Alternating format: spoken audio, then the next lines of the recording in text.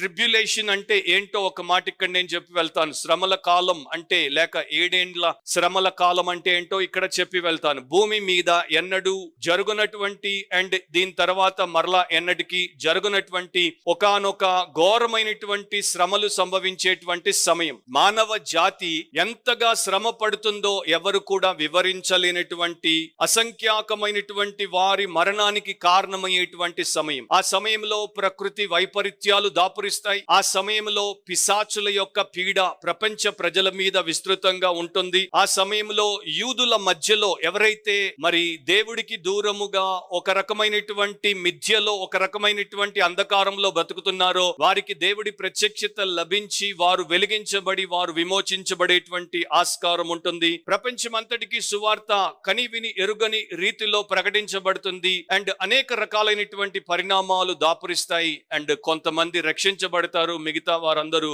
నశించిపోతారు. ఒక Bible commentator ఏమంటాడంటే tribulation is hell on earth. అంటే శ్రమల కాలం అనేది భూమి మీద కనబడేటువంటి నరకం. బైబిల్ గ్రంథం కూడా ఈ యొక్క మన వెన్నులో వణుకు పుట్టించి మన రక్తాన్ని బతుకుండగానే గడ్డగట్టించేటువంటి ఈ పరిస్థితిని మరి రకరకాలుగా అభివర్ణిస్తోంది. అంటే రకరకాలుగా బైబిల్ పాత నిబంధన కొత్త నిబంధన మనకు నిర్వచించి చెప్తోంది.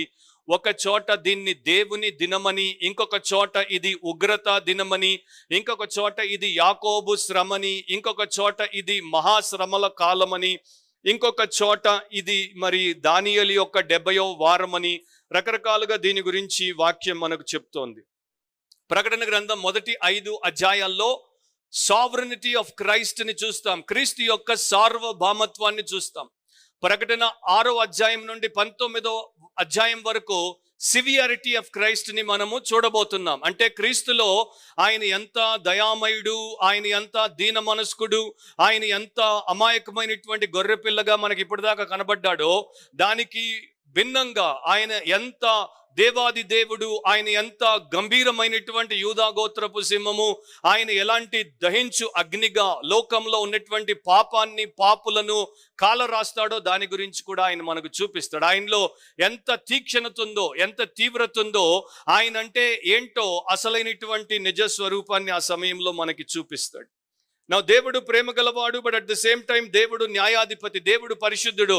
కనుక దేవుడు దేవుడుగా ఉండాలి, పరిపూర్ణుడుగా ఉండాలి అంటే దేవుడిలో ఈ 2 లక్షణాలు ఉండాలి. ప్రేమించాలి and at the same time ఎవరికి ఏ రకంగా శాస్తి చెయ్యాలో, పాఠం చెప్పాలో, ఎవరిని ఏ రకంగా వంచాలో ఆ రకంగా దేవుడు చెయ్యాలి.